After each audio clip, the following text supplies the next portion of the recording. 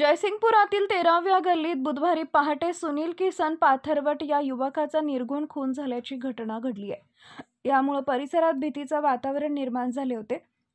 सदर आरोपींच्या शोधासाठी जिल्हा पोलीस प्रमुख योगेश कुमार गुप्ता यांच्या आदेशाने जयसिंगपूर गुन्हे शोध पथक, स्थानिक गुन्हे अन्वेषण शाखा कोल्हापूर यांनी संयुक्तरित्या शोध मोहीम राबवून या गुन्ह्यातील मुख्य सूत्रधारासह 4 आरोपींना शिताफीने ताब्यात घेतले, तर उर्वरित 2 आरोपींचा शोध सुरू आहे।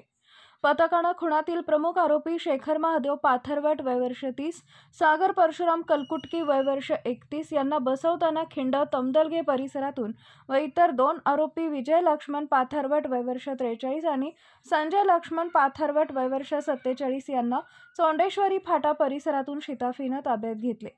सर्व आरोपी जयसिंगपूर येथील रहिवासी आहेत। आरोपींना जयसिंगपूर पोलीस ठाण्यात आणून चौकशी करण्यात आली असता त्यांनी खुनाची कबुली दिली आहे।